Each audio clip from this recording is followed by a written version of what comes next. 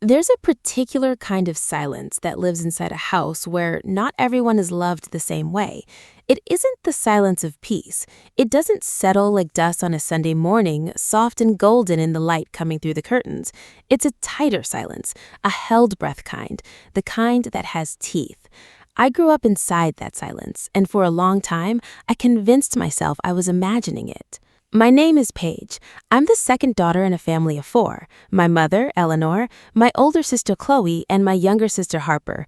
We lived in a beige house on Sycamore Drive in a suburb of Columbus, Ohio, where the lawns were kept neat, the minivans sat in the driveways, and families hosted cookouts in July with store-bought potato salad and lawn chairs arranged in perfect semicircles.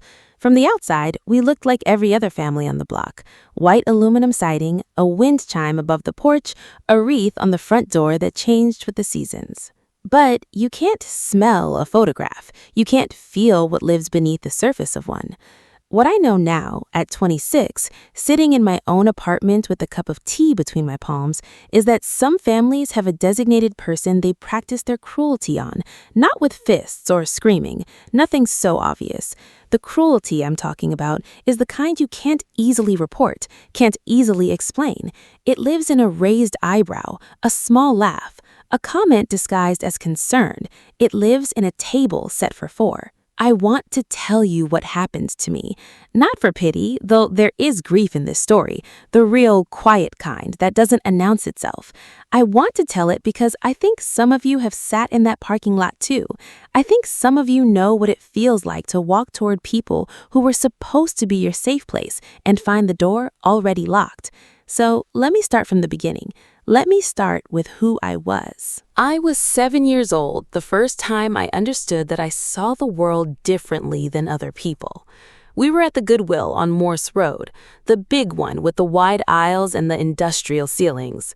Mom had given us each $5 to spend, and Chloe went straight for the toys, and Harper, only 4 at the time, was more interested in the spinning rack of sunglasses than anything else.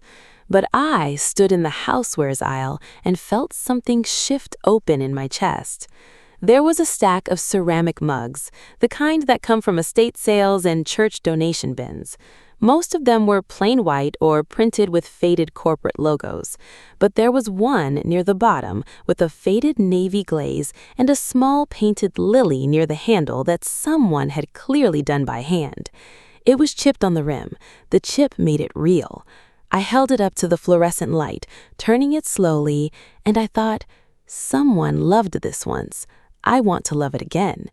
I bought it for 50 cents. That mug sat on my dresser throughout my childhood. When I was 12, I started painting my own mugs. I'd find plain white ones at yard sales, then use ceramic paint pens to add delicate botanicals, constellations, thin gold lines. I'd give them as birthday gifts. Some I kept, arranged in a little row on the shelf above my desk, each one different, each one intentional.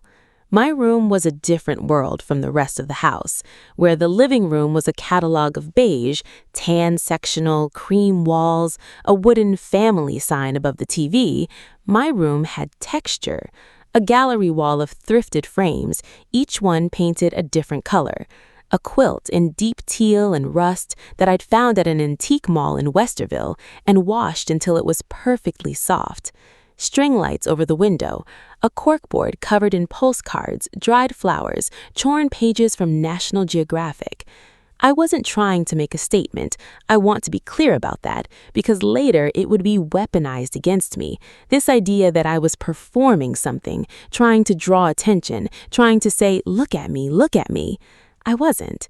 I was just a girl who felt most like herself when she could arrange the objects around her in a way that made visual sense. Harmony wasn't a concept I learned in school. It was something I felt in my ribs. The same was true for how I dressed. Shopping wasn't a luxury for us growing up. Mom clipped coupons from the Sunday paper and watched for Target clearance like it was an event. I didn't mind. I actually loved the constraints of it. I'd go to Target with $20 and spend 45 minutes on the clearance rack, not grabbing randomly, but thinking, okay, this dusty rose camisole works with the olive cardigan I already have. These trousers are 2 sizes up, but the fabric is beautiful and I can roll the hem. I built outfits the way other people build playlists: mood, texture, intention. Thrifting became my language. Savers on High Street, the Goodwill on Cleveland Avenue, antique stores in German Village where I'd find a silk scarf for $3 and tie it around my bag strap. I color coordinated my closet by season and palette: warm tones in the fall section, cool blues and whites pushed to the left for summer. I kept a small notebook, a composition book with a marble cover, where I'd sketch outfits and note what worked. I wasn't a fashion student. I was just a girl who needed her outside to match her inside. Our neighbors noticed. Mrs. Patterson next door used to stop me on the driveway when I was heading to school and say, "Paige, honey, where do you find these things? You always look like you walked out of a magazine." I'd laugh, a little embarrassed, and say something like, "Just Target and the thrift store, Mrs. Patterson." She'd shake her head like she didn't believe me. Kids at school noticed too. By high school, girls I barely knew would ask me to help them put together an outfit for homecoming or a family photo. I'd sit on their beds and go through their closets, and it felt like translation, like I was helping someone find a sentence they didn't know they could say. I loved it. I never charged anyone. It was just something I did. Back home on Sycamore Drive, 3 sets of eyes watched all of this with a different expression entirely. It started small, the way most damage does. I was maybe 9 or 10 the first time Chloe said something that lodged in me like a splinter. I'd come downstairs for school in a floral blouse I'd found at a garage sale. It was a little big on me, but I'd belted it and paired it with navy leggings and white kids, and I'd felt genuinely happy when I looked in the mirror. Chloe looked up from her cereal and said, "You look like you're trying too hard." I remember the exact words, trying too hard. I was 9. I didn't even fully understand what it meant.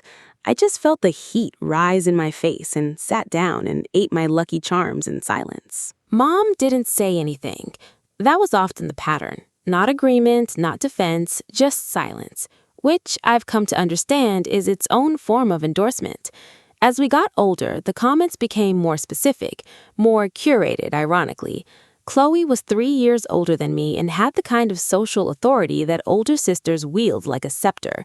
She was conventionally pretty, volleyball player pretty, with straight teeth and the ability to laugh loudly in a way that made everyone want to be in the room with her.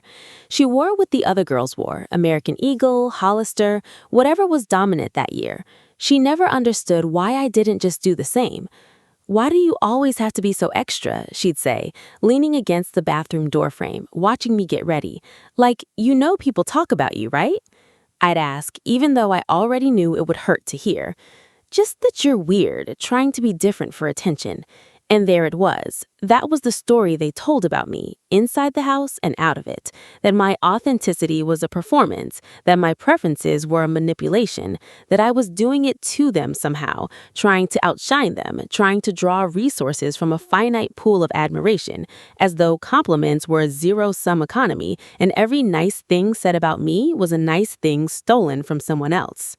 Harper was 6 years younger than me, and for a while, she was my little shadow. She'd come into my room and sit cross-legged on my quilt and watch me mix and match pieces from my closet, her eyes wide and curious. When she was 8 and I was 14, she let me put together her first day of school outfit, and she twirled in the hallway and Mom took her picture, and for a second, it felt like family. By the time Harper was 12, that had changed. She'd absorbed something from Chloe and Mom, the specific frequency of their resentment, and she'd begun broadcasting it herself. I remember coming home from a thrift run during my junior year of high school, laying my finds out on the kitchen table to show Mom: a camel blazer with gold buttons, a pair of perfectly fitting straight-leg jeans, a set of painted ceramic dishes I planned to use in my room, and Harper walked through and said, without stopping, "You're so annoying, Paige. Not everything is a photo shoot." I was 17. I hadn't asked for an audience. I was just happy about my $40 haul. The specific phrases they used have a permanent address in my memory now. "You think you're better than everyone." Why can't you just be normal? Nobody asked for your interior design input. You do this for attention, admit it. You're so exhausting. Mom was subtler than my sisters, but in some ways that made it worse. Where Chloe was blunt and Harper was imitating her, Mom operated through a quiet withdrawal of warmth. She'd praise Chloe's volleyball games with a specific kind of brightness in her eyes that she never aimed at me. She'd take Harper to the mall for back-to-school shopping as a bonding trip, just the two of them, and mention it casually at dinner.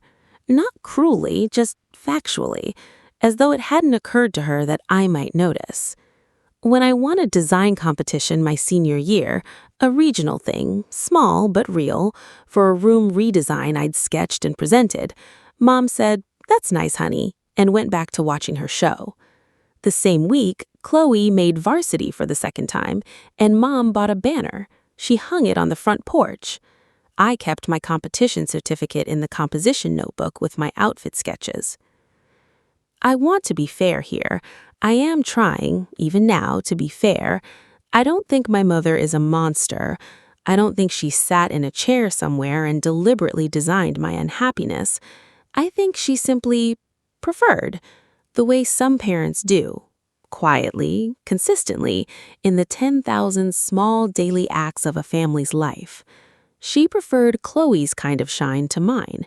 Maybe mine made her uncomfortable. Maybe she didn't understand it. Maybe understanding wasn't something she'd ever tried. But here's what I know about quiet, consistent preference. The person on the receiving end of it doesn't get the luxury of calling it nothing. It adds up. It compounds. You carry it in your posture before you're even old enough to name it. And for years, I bent under that weight. I kept my joy a little smaller, kept my aesthetic instincts slightly more contained. I stopped laying my thrift hauls out on the kitchen table. I stopped asking if anyone wanted help getting dressed.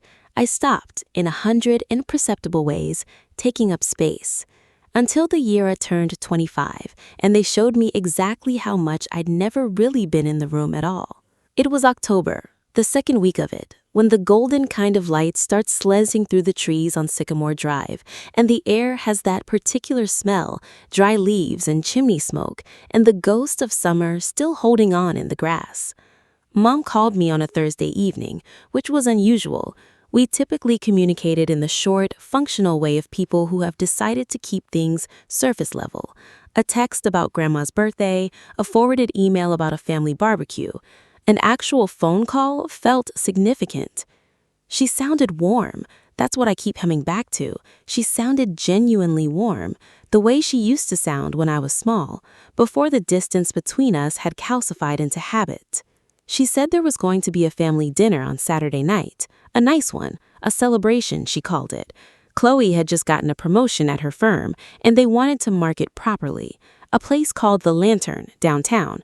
Upscale, she said. Nice enough for dressing up. "Will you come?" she asked. I said yes before she even finished the sentence. I'm not embarrassed by that. I know how it sounds, that I should have known better, that I should have been more guarded given the years of accumulated evidence. But she asked me, warmly, in a voice I hadn't heard in a long time, and something in me, the part that will always be 9 years old eating Lucky Charms in a floral blouse, needed to believe it. Saturday came, and I got ready with the care I usually reserve for things that matter. Had been planning the outfit since Thursday night. Not because I wanted to impress anyone, but because dressing intentionally is how I mark occasions. It's the ritual of it. The way some people light candles or say grace, I dress deliberately, and the act itself settles something in me.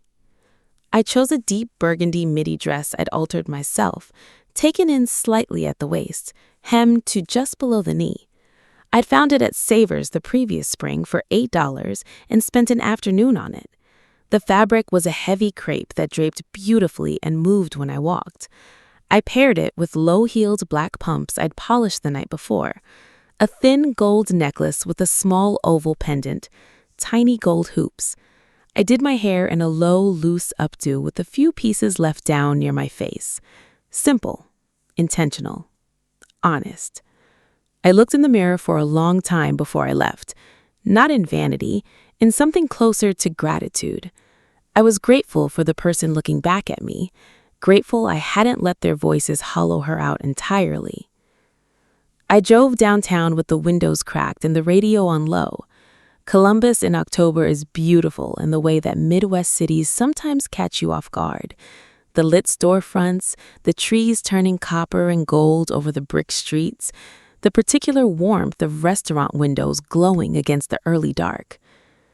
The Lantern was on High Street, the kind of place with exposed brick walls and Edison bulbs strung from the ceiling, and a menu printed in a simple serif font on heavy cardstock. I'd walked past it before and always wanted to go. I felt a small flicker of genuine excitement as I pulled into the parking garage down the block. I walked the half block to the entrance in the evening air, my heels quiet on the sidewalk, a small clutch under my arm. Through the window, before I even opened the door, I saw them. The table was near the front, a four-top with a white cloth and a low candle centerpiece. There was Mom, facing the room, in a dress I didn't recognize. There was Chloe, laughing at something, her blonde hair down. There was Harper, animated, gesturing. And there was Linda Marsh, a family friend, someone Mom had known since we were children, seated in the fourth chair. 4 chairs, 4 settings, a complete table. I stood there on the sidewalk for 3 or 4 seconds, doing math that didn't add up. Maybe there's a second table nearby, I thought. Maybe they're waiting to be moved. Maybe I'm early and there's a reservation that hasn't been seated yet. I opened the door. The host looked up and I told him I was joining the Callaway party. He looked at his screen and looked up again with the careful expression of someone who has been trained to be neutral. He said softly, "I only have 4 for that reservation. Would you like me to check with the table?" "That's my family," I said. The words felt strange in my mouth. I was told to come. He walked me over. I still remember the way the noise of the restaurant seemed to come forward and then recede, the way sound does when you're suddenly very focused. The clinking of glasses, a jazz standard from somewhere in the back, the warmth of the room, almost too warm. Mom saw me first. Something crossed her face that I can't fully name. It wasn't surprise. "Paige," she said it the way you say a word you expect it to say eventually. "Hey," I said, and I looked at the table and I said quietly, "Is there room for me?" I thought. What happened next I have replayed enough times that it has worn grooves in me. Chloe laughed, not the involuntary laugh of surprise, a real laugh, a decided one. "Oh, Paige," she said, shaking her head, and there was something like relish in it. "Oh, Paige, did you really get dressed up?" Harper covered her mouth. Her eyes were bright. Linda looked down at her menu. Mom set down her wine glass and looked at me with a flat, deliberate calm that was worse than any anger. "This dinner is for people who are happy for Chloe," she said, "not for people who have to make everything about themselves." "I was invited," I said. My voice was steady. I don't know how. "You were told about the dinner," Mom said. "That's not the same as being invited." Chloe said something then. I could hear the shape of words, but they came to me strangely, like sound underwater. Something about my dress, something about how I always had to show up like I was the event. She was smiling when she said it. That's the part I'll carry the longest. She was smiling. The other diners around us had gone quiet in that way people do when they sense a scene beginning. I felt their attention on my skin. I looked at my mother for one long moment. I looked at the table, the 4 cloth napkins folded into neat peaks, the 4 water glasses already poured, the candle between them, burning. I said, "Okay." Just that, okay. And I turned around and I walked back through the warm restaurant, past the host stand, past the brick wall and the Edison lights, and out through the glass door and onto the sidewalk. The night air hit me like something honest. I stood on the sidewalk for a moment with my clutch against my side and the sounds of the city around me, a car passing, voices from a bar down the block, the distant wail of a siren somewhere north of downtown. Normal October sounds. the world entirely indifferent to what had just happened. I walked back to the parking garage, my heels on the concrete, steady. Inside the car, I sat for a while without starting the engine. The garage was quiet and fluorescent, and I looked at my hand in my lap, the oval pendant resting on my collarbone, the little gold hoops, and I understood something with a clarity that felt almost physical. This had been planned. It wasn't thoughtlessness. It wasn't a miscommunication I could chalk up to family dysfunction and forgive over coffee the next morning. The warmth in Mom's voice on Thursday, the deliberate way I was told the time and the place, enough information to bring me there, not enough to make me belong. The 4 chairs, Linda in the 4th seat, the fact that none of them looked shocked to see me standing there. It was a trap dressed as an olive branch. They'd wanted me to walk in. They'd wanted the audience, the lighting, the occasion of a nice dinner to finally say out loud what they'd been performing privately for years. You are not one of us. You never were. Your shine is something we have decided to punish. The cruelest part is that they used my hope against me. They knew I'd come. They knew that if Mom called with warmth in her voice, the 9-year-old in me would say yes before the 25-year-old could think it through. They knew exactly which door to knock on. I want to tell you that I cried in that parking garage, but I didn't. Not right away. What I felt was something quieter than sadness, something more structural. It was the feeling of a long-held illusion releasing its grip, like setting down something heavy you've been carrying so long you forgot it was in your hands. I started the car. I drove home through the lit streets of Columbus in October, the golden trees and the brick buildings and the ordinary, lovely life of the city going on all around me. I turned the radio up. In my apartment, I made tea. I washed my face. I changed out of my burgundy dress with the careful attention I'd used putting it on, hanging it on the padded hanger I keep for things I've made or altered. I stood in the small light of my kitchen with my hands wrapped around the painted mug, one of my own, botanicals in navy on white, and I let myself feel the full weight of it. Grief. Real grief. The kind that doesn't come from a single night, but from all the years that preceded it. From every floral blouse and thrift store ceramic and composition notebook sketch that had been called performing, trying too hard, being too much. The grief of realizing that the people who should have been your first and most reliable audience had appointed themselves your critics before you'd had the chance to begin. But here's the other thing I felt, underneath all of it, which surprised me by being there. Relief. Because now there was no ambiguity. I had spent my whole life half believing that maybe I was the problem. That maybe if I was just quieter about my joy, smaller about my preferences, less visibly myself, the warmth would finally come. That there was a version of me they could love if I'd just cooperate with their vision of who I should be. The table set for 4 had answered that question permanently and completely. There was no version of me they were waiting to welcome. The problem they had with me was my existence as a full person, my refusal, even quiet, even gentle, to be diminished. You cannot negotiate your way into being loved by people who have decided not to love you.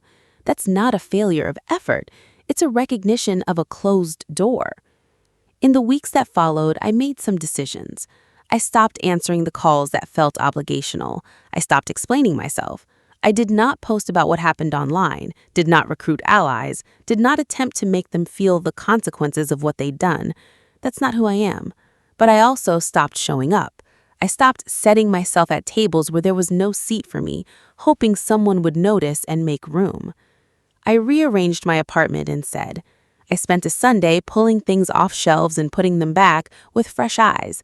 The mugs, the quilt, the gallery wall with the mismatched painted frames. I went to the Savers on Cleveland Avenue and spent an hour in the housewares aisle. And I found an old ceramic pitcher in a deep terracotta glaze with a hairline crack running up the side. I bought it for $1.50. On the drive home, with the pitcher on the passenger seat in a paper bag, I thought about the mug I'd found at 7 years old, the chipped navy one with the hand-painted lily. How I'd thought, someone loved this once. I want to love it again. That's still who I am. That's still how I move through the world. Not to perform, not to outshine, not to take attention from anyone else's table, just to love carefully, to make beauty where I can, to arrange the pieces of my life with intention and be grateful for every single one of them. There are things I wish I'd said that night, standing in the warmth of the lantern with the candle burning between their 4 place settings, but mostly I'm glad I said what I said, which was nothing at all, just okay. And then I walked out into the October night, and the cool air met me, and the world was still there, entirely intact. My seat was just somewhere else. It always had been. I just needed them to show me so I could finally stop looking for it there. The end.